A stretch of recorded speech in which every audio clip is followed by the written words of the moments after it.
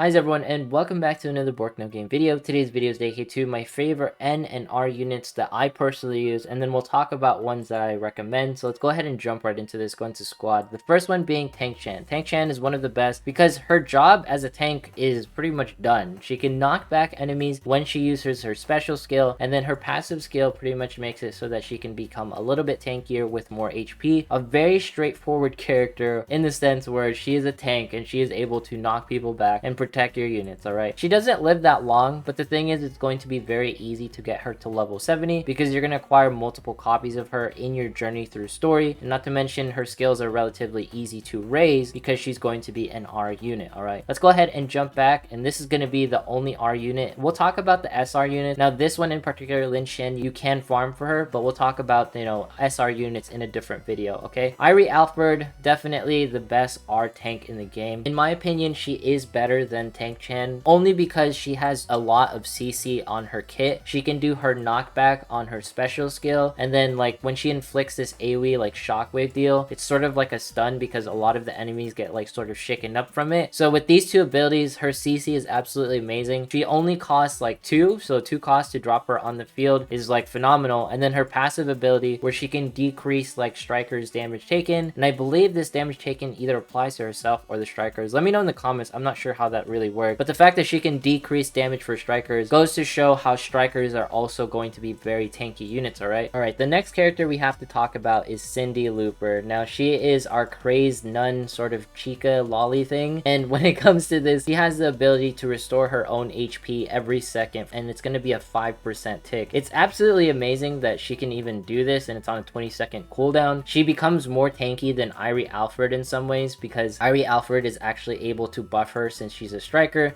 because remember, Irie has that passive skill that makes it so that strikers take less damage, but pretty much once Irie goes down, she falls rather quickly as well. But the thing is they're so cheap to deploy, and when they deploy, they're like, 2 costs, and by the time like they're dead, they're like already back on the field. That's why I have like these teams in particular where I don't have like all of my units or all of my slots taken, because I'll have like these 2 units, Irie Alfred and Cindy Looper, constantly like jumping back into the field. I can move them appropriately around the areas. That way it's easier for me to use units that are highly raised. Doesn't really make sense to use like other level 1 units when I can't really, take advantage of their abilities. I'd rather like deploy Cindy Looper or Irie Alfred, and they're going to be low cost, low entry, and they can just pretty much do their thing. So that's why I have like my teams set up in this particular way. Best deal to have like tank wise is to have a defender and then a striker. Anyways, enough about my teams and why I set it up this way. Let's go ahead and jump into the other units, which is Claudia Nelson, one of the best healers in the game and probably the best blue healer in the game. All right, R unit, because she has a special skill that heals, and then her ultimate skill also heals. All right, and then her passive skill heals when she pretty much drops onto the field. So absolutely fine because she's going to be casting more heals. I did put some skill books into her skills, that way she can cast her skills much quicker. But overall, I think she's a fantastic healer. Yes, you can use Evelyn Keller, but I didn't manage to get her, and I don't feel like farming for her copies. So Claudia Nelson is going to be the next biggest thing. This team is more about keeping Kim Song Bin alive, and then Shin Jia, because everyone else they're kind of like just survivalist in some ways, except for Cathy Wade. Cathy Wade is an exception to this crew, and I probably need to change it in some ways. Her passive skill raises Rangers units attack speed, and I believe it also raises their attack, right, by 6%, 3%, 3%. I'm not sure if it's her in particular or the Rangers. Like, let me know in the comments how these skills sort of work. But the fact that she can raise Rangers abilities, that's absolutely amazing. So it makes Kim Song Bin and pretty much Shin Jia much better, and this is why she's one of the better neutral units or N units in the game, because of her abilities to help other characters out, and not to mention her AoE damage. In some ways, the Wild Turbulence is some sort of CC because the enemies get sort of stunned. I know like some of these AoE abilities, they seem kind of weird. Knockback, stun, some sort of effect, because when the units get hit by them, they sort of like stutter and stop, but not all of them do. It's only 3 valid hits, which I believe is only hitting 3 enemies, but it's still one of the better skills that I've seen. All right, and those are the N and R units that I am going to be using on my particular teams. But let's go ahead and talk about a few favorites that are also good within the collections. So if you jump into employee right here, you can actually see some more. Now I do hear good things about the Sparrow and pretty much the counterpart, the Woodpecker, mostly because the Sparrow is able to increase their own hit, so that means that they can hit characters who have high evade or strikers who pretty much have high evade evasion. And then you also have the Woodpecker, who's somewhat okay, pretty much just dealing damage more to like rangers, but it's up to you. I don't really feel like it's as necessary to raise someone like the Woodpecker. If anything, the Sparrow is the much better alternative, because being able to guarantee a hit on an enemy is much better, because strikers are relatively squishy. I think this is like the best counterpart to little drones, right? Buzzard is also really good, but this is an R and N video. I've heard good things about Lowell. Thing is I'd rather raise the tank and stuff, so she can decrease the damage that she takes, which is pretty amazing, and then she can discharge a protective energy, including an AoE effect, and it also decreases her and allies damage taken by 20%. So in some ways she is a Gang Harim in like lesser terms, because she can cast a barrier, and then her special skill right here forces enemies target her so she can taunt, and she can also cast a barrier on herself for 15 seconds after the skill. So overall, it seems like she's a classic tank. You could technically use her. My only thing with her is her knockback is only available on her passive skill or when she gets deployed. I think the tank is a little bit better, or Tank Chan, because she can cast her knockback, you know, as she's using her ultimate skill. But then again, if you have Fiona Lowell dying frequently and you just keep casting her and she keeps doing her knockback, then she could be good as well. I have a bias towards like Irie, Alfred, and Tank Chan. Another one that's really good is going to be the Assault Trooper, mostly because of his ability to be deployed anywhere on the field. So the fact that he can go anywhere and then he can increase his own passive, increase his attack, you can essentially make it so that you appear like at the very far end of the map and distract enemies. He's more of a strategic character and less of a character who's just like, oh, he's just really good because of his skills. It's more like if you can use him appropriately, then he will be one of the better units that'll be available in the game. He's more about timing and actual technicality, alright? And then when it comes to N units, Cathy Wade really is the only one that sticks out to me. And lastly, I want to leave this link with you guys in the description. This is also found in the Google Docs.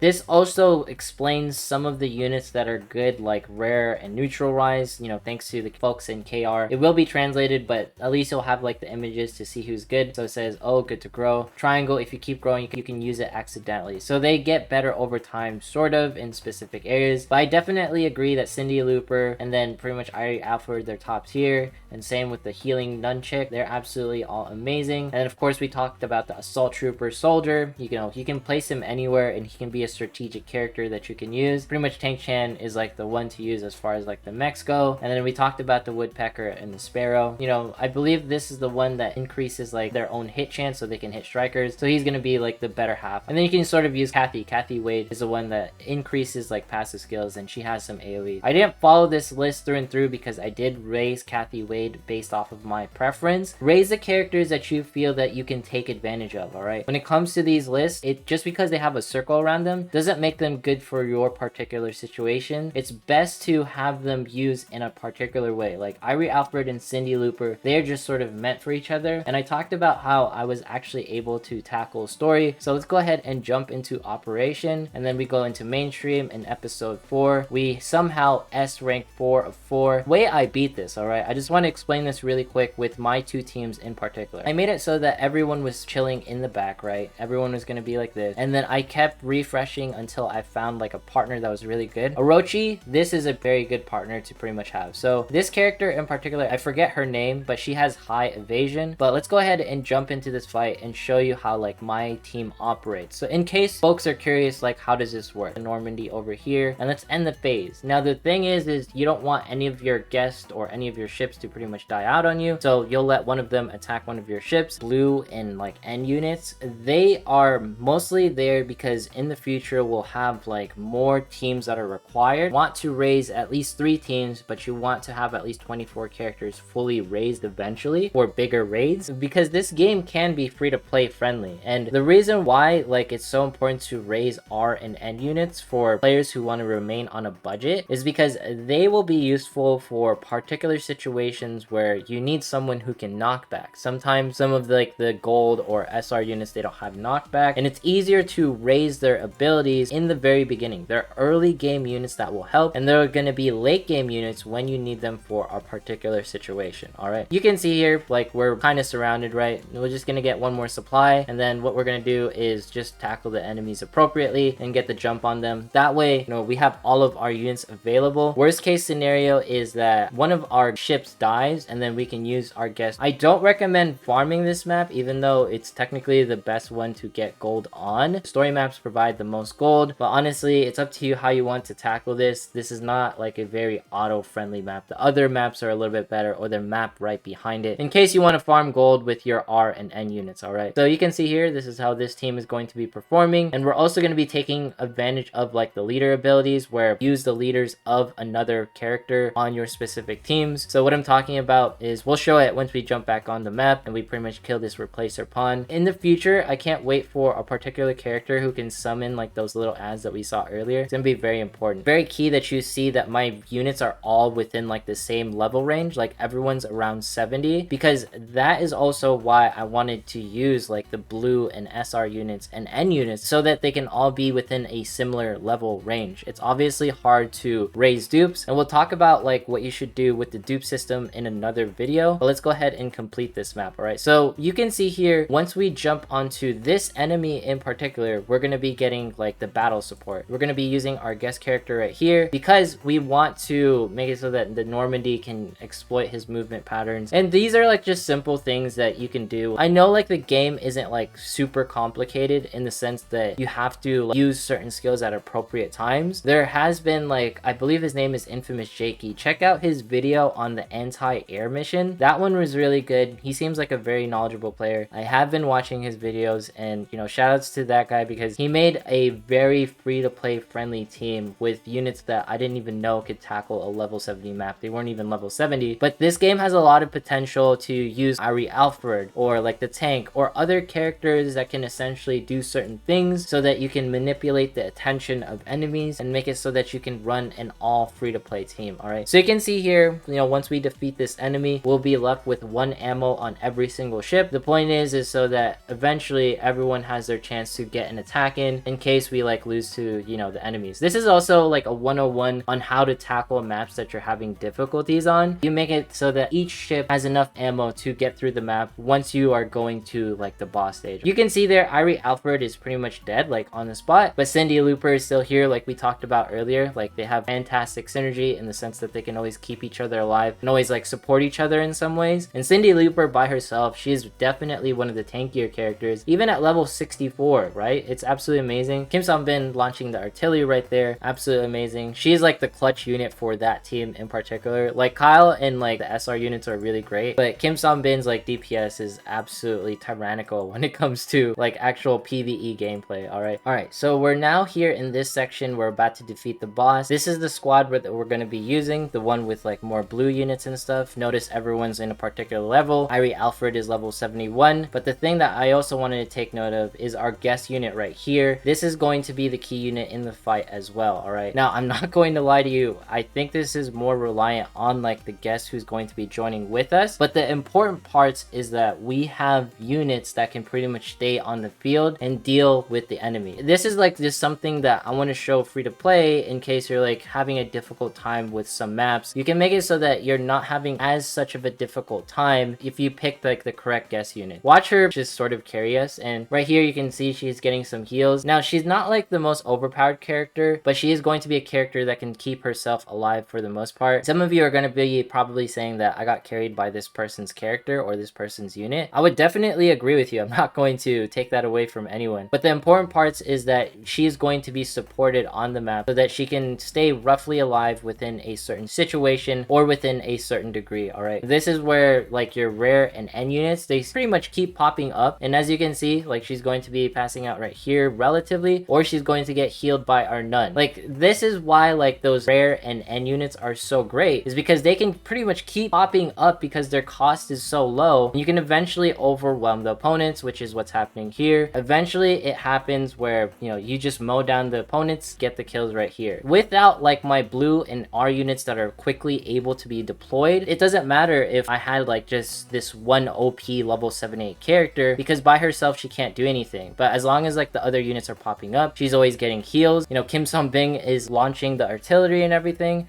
I think that is what really makes like team synergies really work in this game. And that's why I really like Counterside, because you can do like these free-to-play sort of S setups where you don't have to completely rely on an SR unit. You can use your neutral and rare units to make up for the faults or pretty much the mishaps that your other units cannot do. So you can see here, time is out, but look at how much HP is left on this boss, and we're pretty much going to be using our other ship to take it down. In some ways, you can say this is a war of attrition. Now, we are going to be using the guest unit because if our leadership falls in this map, then we lose the entire fight. I like to play it a little safe so that you can use like that leader unit at the very end in case something really goes wrong, because there is still a chance that for some reason our guest like helper here cannot help us, but I'm pretty sure we're gonna do just fine because our first team with a bunch of R and N units. So this is how I beat this map in particular. I got a little bit better like RNG when it came to like S ranking it because I didn't die. This is what I really wanted to showcase. Oh, we still get the S rank victory. I guess like no matter what happens, so long as you fulfill the requirements like on the left hand side, we'll be fine. But I really just wanted to showcase like those blue and N and R units. They are going to be key in order to do the early game, as Cindy Looper, Irie Alfred, and definitely Claudia Nelson with her heals was able to keep that one unit alive. Absolutely amazing. Kim Song-bin launching the artillery. But anyways, if you enjoyed this video and found it informational, drop a like, leave a comment, follow me on Twitch, follow me on Twitter. Once we hit 20,000 subs, we're doing a giveaway. Thanks so much for watching. Have yourself a fantastic day, and I will see you in the next one.